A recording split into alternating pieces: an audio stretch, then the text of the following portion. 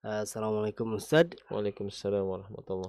Ustadz, Afan mau bertanya, dalam sholat duduk tahiyat awal dan akhir, jari-jari kaki sebelah kanan susah ditekukkan, susah ditekuk, sehingga ketika duduk tahiyat jari-jari kaki hanya saya luruskan saja.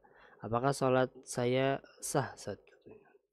Nah, Enggak, nengkuk ya. ya intinya di situ bahwa ya satu kaidah mengatakan bahwa eh, yang namanya al-wujub itu muta'alliqatun bil qudrah. Jadi yang namanya kewajiban itu sesuatu yang eh, terkait dengan ya, kemampuan, ya terkait dengan kemampuan. Jadi kalau misalkan seseorang tidak mampu, ya kan, ya sudah bagaimana lagi? Gugur kan begitu. Kalau itu misalnya dikatakan wajib ya. Iya. Jadi cuman saya tidak mengetahui, artinya ada yang mengatakan wajib terkait dengan cara perincian istilahnya daripada cara duduk. Karena istilahnya yang ada itu kan eh, justru terkait dengan misalkan duduk tawarruk ya, duduk iftiros ya. Jadi cara duduk tawarruk dan iftiros saja itu masuknya dalam kategori sunnah, Oke. ya kan? Apalagi di situ perinciannya kan gitu kan.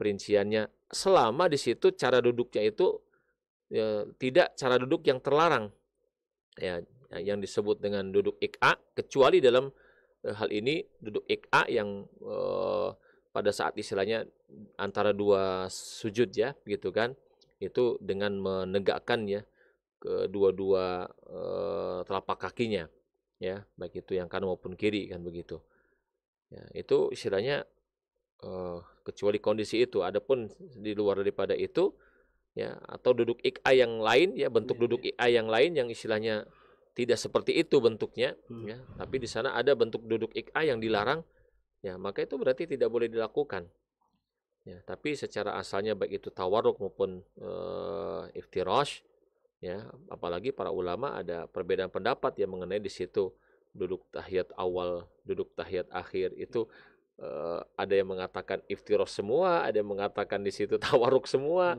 Oh. ya kan? Ada yang Iya. mengatakan yang awalnya tawarruk, yang awalnya iftirash dan yang terakhirnya tawarruk.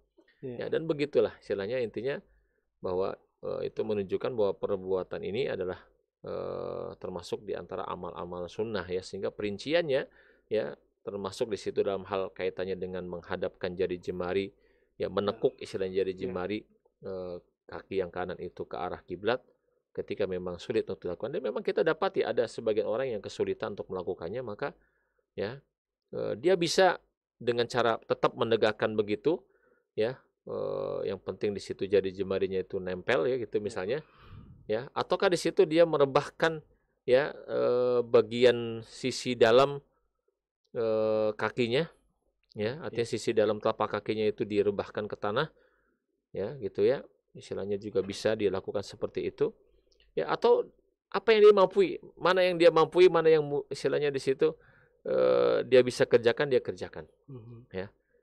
Jadi intinya bahwa amalan tersebut termasuk ya perkara sunnah, sehingga kalaupun seseorang tidak bisa sempurna dalam mengerjakannya ya, maka tidak akan menjadikan sholatnya tidak sah ya. Jadi kalaupun itu istilahnya hanya menyempurnakan, toh pula Allah Subhanahu wa taala sudah mengatakan la yukallifullahu nafsan illa wusaha, yakni Allah Subhanahu wa taala tidak membebani seseorang kecuali dengan apa yang dia mampu, yang itu menjadi dasar ya daripada kaidah yang sudah kita sebutkan di awal. Nah, wallahu a'lam bishawab.